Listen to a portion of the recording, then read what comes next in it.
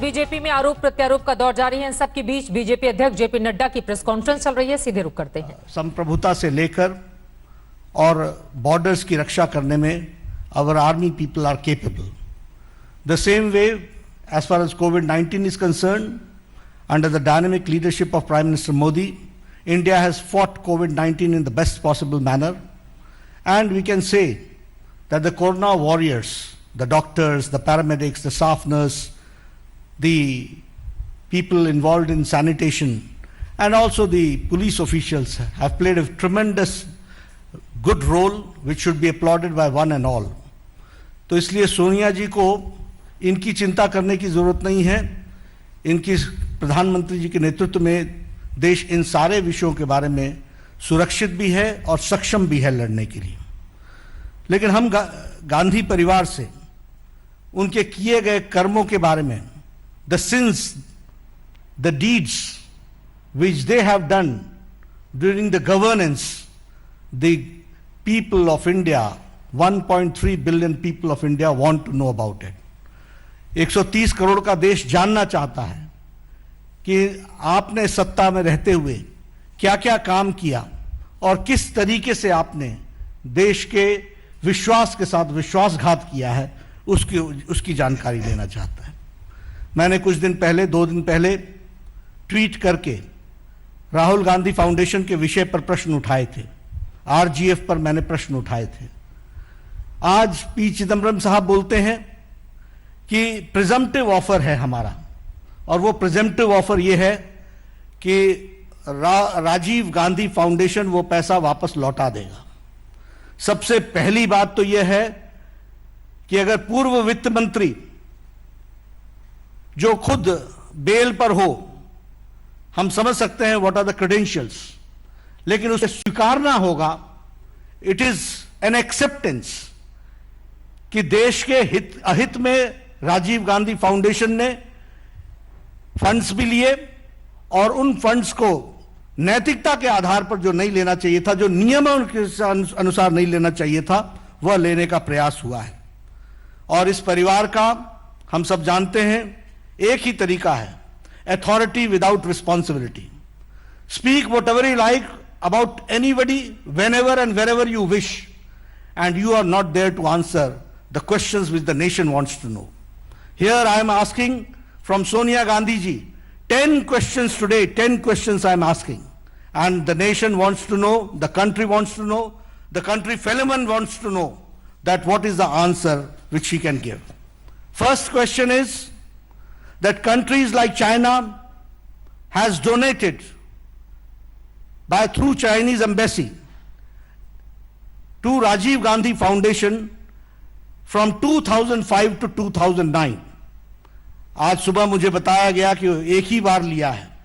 It is a continuous flow of money from Rajiv Gandhi Foundation, from Communist Party of China, from the Chinese government through Chinese embassy.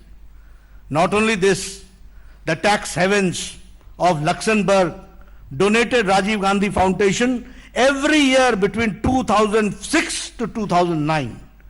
Now you can understand, Luxembourg, the tax havens, जहां हवाला में हवाला होता है, ऐसी जगह से Rajiv Gandhi foundation को पैसा मिलना, यह किस बात को इंगित करता है?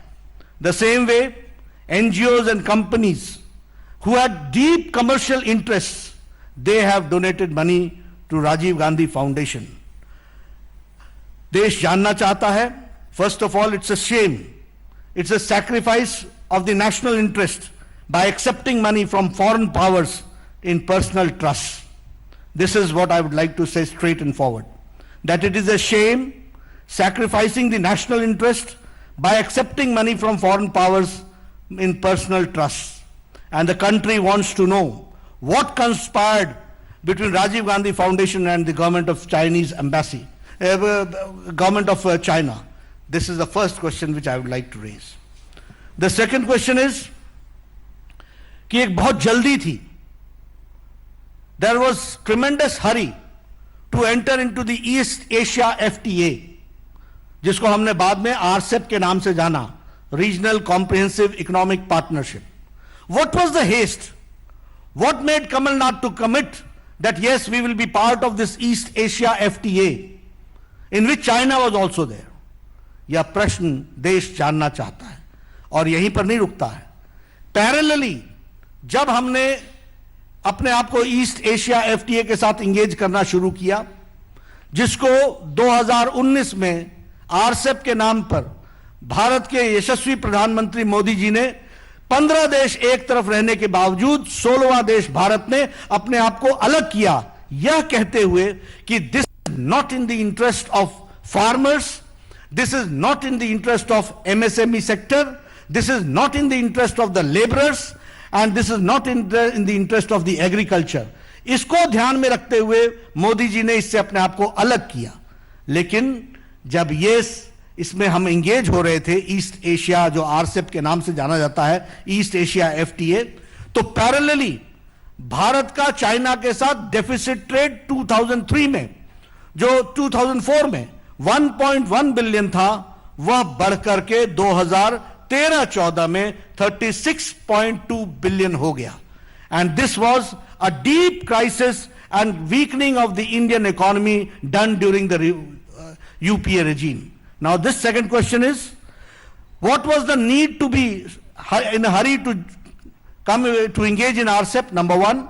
Number two, the question is that parallelly how the India's trade deficit gained, and from 1.1 billion dollars it reached to 36.2 billion dollars US dollars. This is what we have to understand. क्या ये quid pro को तो नहीं था? ये कहीं Chinese embassy के द्वारा राजीव गांधी फाउंडेशन को पैसे के कारण ये क्विड प्रो को तो नहीं था? यह भारत की जनता जानना चाहती है. The third question which I would like to say, what is the exact relationship between Indian National Congress and the Communist Party of China? What is the MOU? What is the unsigned MOU and what is the signed MOU? What is the tacit understanding between Congress Party and the Communist Party of China? The country wants to know, and country wants to know the details of the MOU, signed and unsigned. The tacit understanding which has taken place between which takes care of the interest of Chinese or China government through the Indian National Congress. My fourth question is that the Rajiv Gandhi Foundation, RGF, worked in close association with China Association for Internationally Friendly Contact. Rajiv Gandhi foundation RGF ने बहुत closely, बहुत नजदीकी से काम किया Chinese association for internationally friendly contact. और ये जो संगठन है China association for internationally friendly contact, this is a vehicle used by central military commission of China. This is a vehicle used for central military commission of China, which the purpose of this commission is to infiltrate, to influence the voices of the leaders of the other countries. Now I would like to know, what was the role of Rajiv Gandhi Foundation with the friendly contact of China Association of Internationally Friendly, and what was the relationship between Central Military Commission of China, which was trying to infiltrate and influence the policymakers of our country and trying to influence their voices. इसके बारे में हम जानना चाहते हैं. और इसके साथ साथ हम यह भी जानना चाहते हैं कि how much influence and infiltration was done by Chinese government through this Rajiv Gandhi Foundation. So this is my fourth question. Now I come to the fifth question. I have asked 4 questions about the involvement of Chinese government with Rajiv Gandhi Foundation. Now the fifth question is related to the PM National Relief Fund. The country would like to know कि प्रधानमंत्री national relief fund जो लोगों की सेवा करने के लिए है, जो लोगों के हार्ड अर्न मनी है, जो लोगों की राहत पहुंचाने के लिए है, जो प्रधानमंत्री के माध्यम से जनता जनार्दन की सेवा के लिए है, उसमें से 2005 से लेकर 2008 तक राजीव गांधी फाउंडेशन को पैसा क्यों गया? Why the money was diverted from PM National Relief Fund from 2005 to 2008 to Rajiv Gandhi Foundation?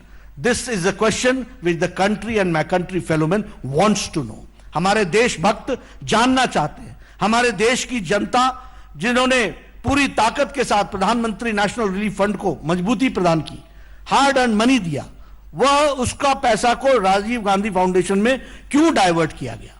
I would also like to know that UPA government में it was forced for multiple ministries like MHA, MHRD, Health Ministry, PSUs like SAIL, like GAIL, like SBI, ONGC, इनको RGF को fund release करने के लिए force किया गया। मैं ये जानना चाहता हूं कि ये लोगों का hard earn money, my fifth question is the hard earn money of the people, why it was transferred and diverted to Rajiv Gandhi Foundation, which is a personal trust. What intention was there? इसमें intent क्या था, यह देश की जनता जानना चाहती। कारण क्या था, किस लिए दिया गया? यह सरकार, मनमोहन सिंह की सरकार, यह राजीव गांधी फाउंडेशन की सेवा के लिए लगी हुई थी या गरीब जनता की सेवा के लिए लगी हुई थी? सोनिया गांधी जी के इंटरेस्ट को वॉच करने के लिए लगी थी या गरीब जनता की सेवा के लिए लगी थी? यह विषय हमको जानने की जरूरत है और यह देश भी जानना चाहता है। Rajiv Gandhi foundation took hefty donations from major Indian corporates और लोगों के लिए गरीबी का नारा लगाते रहे। The rhetoric was about poor people, गरीबी के बारे में बोलते रहे, लेकिन कॉर्पोरेट्स के साथ बड़े डोनेशंस लिए गए और बड़े डोनेशंस के जगह पर हेफ्टी कॉन्ट्रैक्ट्स दिए गए और यह था क्विड प्रो को। इसको कहते हैं क्विड प्रो को। एक तरफ से पैसे लिए गए और उसी माध्यम से, उनके इन्फ्लुएंस से हेफ्टी डोनेशंस भी लिए गए और हेफ्टी कॉन्ट्रैक्ट्स भी दिए गए। यह मेरा छठा प्रश्न है। मेरा सातवां प्रश्न है कि प्रधानमंत्री नेशनल रिलीफ फंड का ऑडिटर कौन है? Who is the auditor of PM national relief fund? The auditor was Thakur, Vaidyanathon and Iyer Company. This was founded by Mr. Rameshwar Thakur, who happened to be the Minister of Finance, State Minister, Union State Minister of Finance. अब आप देखिए national interest कैसे compromise होते हैं। And he was MP of Rajya Sabha for 2 terms and he was governor of 4 states. 4 states का वो governor था। तो ऐसे Rameshwar Thakur his company was the auditor of PM National Relief Fund for decades together. Country wants to know कि ऐसे लोगों को इस तरीके का कॉन्ट्रैक्ट देकर के क्या सरकार करना चाह रही थी? और आपको यह भी मालूम होना चाहिए कि पीएम नेशनल रिलीफ फंड में एक ट्रस्टी इंडियन नेशनल कांग्रेस का प्रेसिडेंट भी है। इसलिए मैंने कल आरोप लगाया था कि पीएम नेशनल रिलीफ फंड का ट्रस्टी सोनिया गांधी, राजीव गांधी फाउंडेशन का की चेयरपर्सन सोनिया गांधी, खुद पैसा निकालो और खुद अपने ट्रस्ट में डालो। Nation wants to know, the country wants to know, ये मैं आपको बताना चाहता हूं, देश के लोग जानना चाहते हैं। राजीव गांधी फाउंडेशन को आज 2019 में 100 करोड़ का corpus as on evaluated on 2019।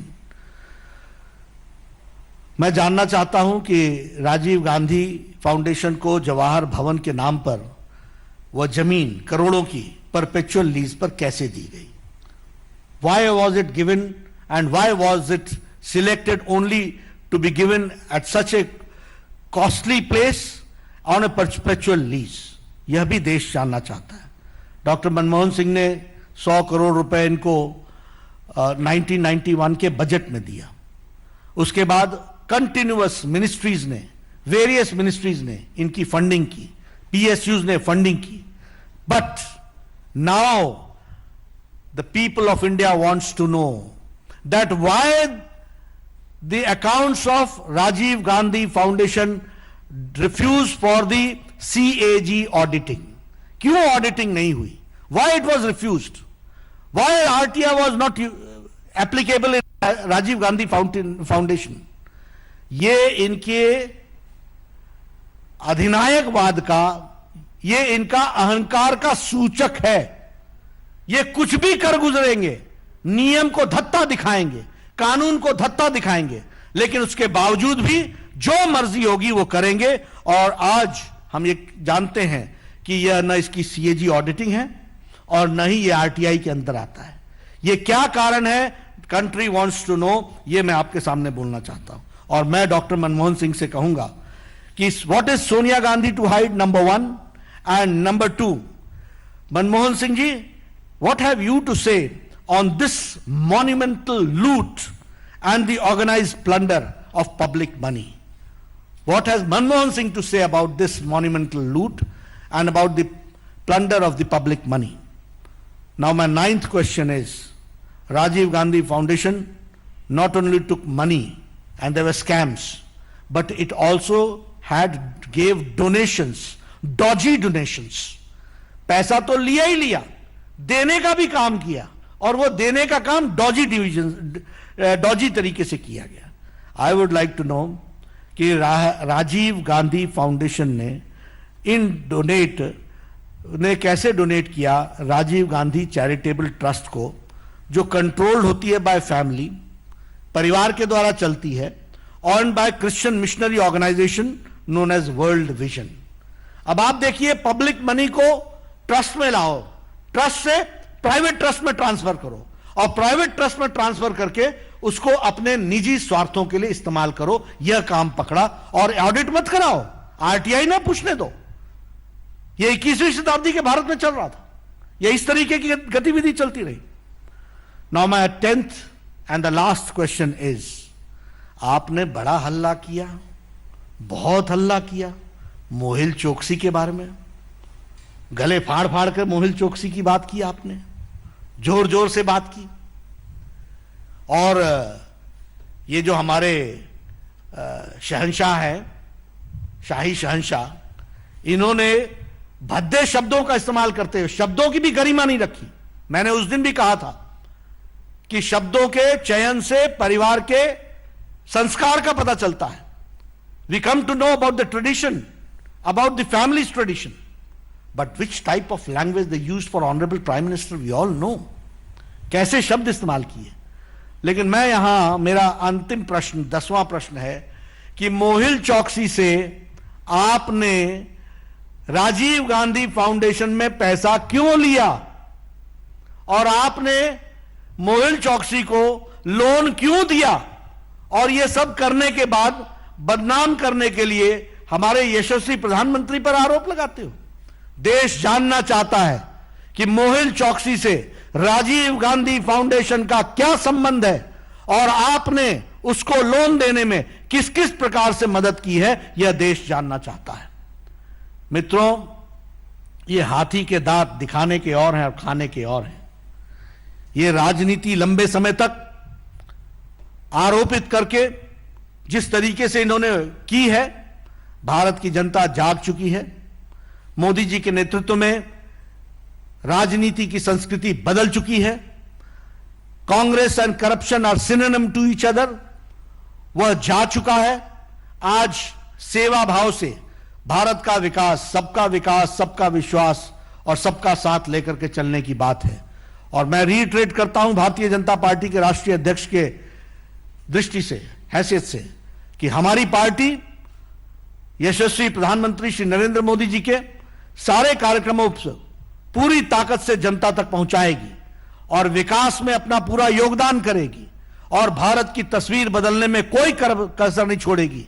और साथ ही साथ ये दोहरे चेहरे रखने वाले राजनेताओं को भी पर्दाफाश करने में हम कोई कसर नहीं छोड़ेंगे। हम इस बात को आपके सामने कहना चाहते हैं। आपने मेरी बात सुनी है, आपका बहुत बहुत धन्यवाद। देश से जो उठाए मैंने प्रश्न है, मुझे पूरा विश्वास है कि कांग्रेस पार्टी इस पर जवाब देने की हिम्मत करेगी। मैं चाहूंगा कि वह जरूर करें प्रजातंत्र के अंदर। धन्यवाद मित्रों। बहुत बहुत शुक्रिया। अजय जी आप यहाँ आके एक फोटो ले लीजिए पूरा, क्योंकि सोशल डिस्टेंसिंग के नॉर्म के साथ ये हुआ। पीछे से जल्दी से आगे। पीछे से के राष्ट्रीय अध्यक्ष जेपी नड्डा को आप सुन रहे थे। 10 बड़े सवाल उन्होंने पूछे हैं कांग्रेस पार्टी से और साथ ही एक के बाद एक ताबड़तोड़ आरजीएफ राजीव गांधी फाउंडेशन को लेकर उनकी ओर से आरोप भी लगाए गए हैं। उन्होंने पूछा कि जनता का पैसा फाउंडेशन को आखिर क्यों दिया गया, राजीव गांधी फाउंडेशन को चीन से पैसा क्यों मिला, फाउंडेशन का चीन से आखिर संबंध क्या है, कांग्रेस पार्टी इस स्थिति को साफ करे, पीएम फंड से राजीव गांधी फाउंडेशन को पैसा बार बार क्यों ट्रांसफर किया गया, सीएजी से ऑडिटिंग से मना क्यों किया गया। इसके अलावा 10वां और महत्वपूर्ण सवाल उन्होंने ये पूछा कि मेहुल चौकसी से आरजीएफ में पैसा मेहुल चौकसी ने क्यों डाला, लोन उसे क्यों दिया कांग्रेस ने, और बदनाम करने के लिए प्रधानमंत्री पर आरोप कांग्रेस पार्टी लगाती रही, यही उसका चरित्र रहा है।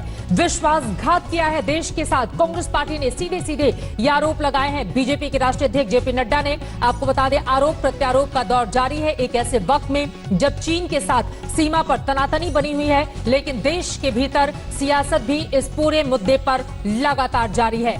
आज ही ट्वीट करके एक तरफ जहां पी चिदम्बरम की ओर से कई सवाल खड़े किए गए, उन तमाम सवालों का जवाब देने के लिए खुद जेपी नड्डा सामने आए और एक के बाद एक 10 सवालों की बौछार कर दी। नमस्कार, मैं हूं अंजना ओम कश्यप। हमें उम्मीद है ये वीडियो आपको पसंद आया होगा। लेटेस्ट खबरों के लिए यूं ही देखते रहिए आज तक और इस वीडियो के पसंद आने पर लाइक, शेयर एंड सब्सक्राइब करना ना भूलें।